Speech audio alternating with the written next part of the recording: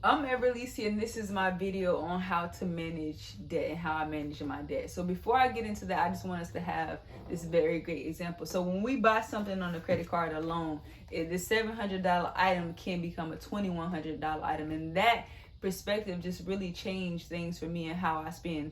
Generally, I try to spend my debt, or I try to spend my credit on things that either going to make me money or a great life experience. I don't too much focus on emergency situations. I don't want to manifest that for my life, but those are generally things, because I realize if you signing up to pay for things, I wouldn't never pay $2,100 for this. But if you look at credit in this situation, if you only pay those minimums, that's generally what happens when you pay things with debt. So I just encourage you to make wise decisions and keep that in mind next time you do use your credit card and you pay something with a loan.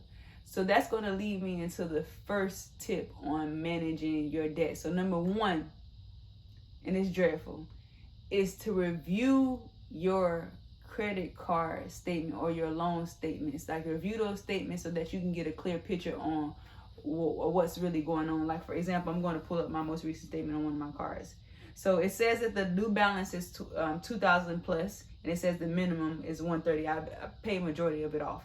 And it's saying if I only pay that minimum, it's going to take me 13 years, and I'll end up paying up $6,241. And that's something that I would never agree to, but we do it all the time when we sign up for these credit cards. So when you start paying attention, you'll really see what's going on and see, like, just paying that minimum is something that you cannot do. You cannot afford to pay 3 times when you only just wanted to pay for, one time or one particular amount. So that's why this method, this snowball method of paying off your debt, is so important. And I came across it a few years ago taking the Financial Peace University.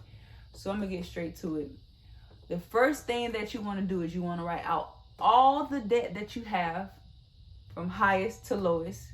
You're going to make those minimum payments on them all. And if you have stopped making the minimum payments, reach out to those creditors just to make sure that you're back on track. And then you're going to focus on the lowest balance.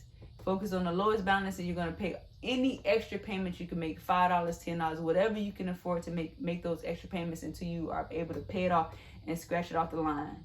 When you pay that lowest off, you're going to take that minimum you formerly paid on that debt that's paid off, and you're going to add it to the new lowest. So you're going to pay that minimum plus the new minimum until you pay this card off. Then you're going to be able to scratch it off eventually. No matter how long it takes, you're going to follow this method until you scratch out every debt that you have. And the reason why this method is so popular and it's worked so well for me is because I feel like it's giving me momentum. It's giving me something to look forward to. It gives me something to feel like I won't be stuck in this cycle of paying this off for 13 years, just paying those minimum payments. So that's why I want to encourage you to try that method. But even more powerful than creating this game plan for yourself is setting check-in dates. I talked about it in the budget video of either for yourself a weekly, monthly, bi-weekly check-in dates to make sure that you're following the plan that you set up for yourself. And it's going to really empower you to check in, because you're going to see 2 months ago you're in a better situation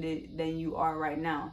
And that's the thing that has been keeping me going on this journey. When I spent 20, 30,000, I realized, okay, 2,000, it may seem like, something I'm beating myself up right now, but I remember when I had 30,000 plus of debt on myself, and I use that snowball method a lot of times to get myself to bring my debt down. So I just want to encourage you on that method.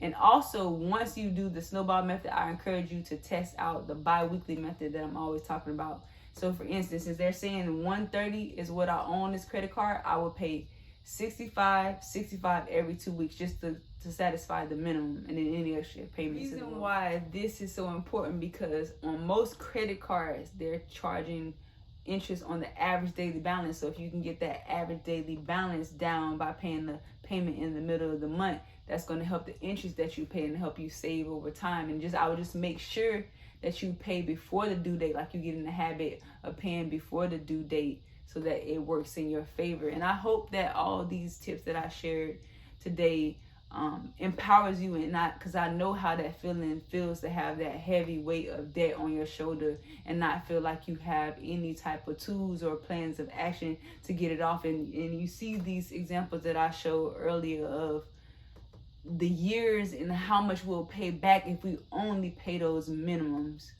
So I hope that this empowers you, and thank you for watching. I'm Everly.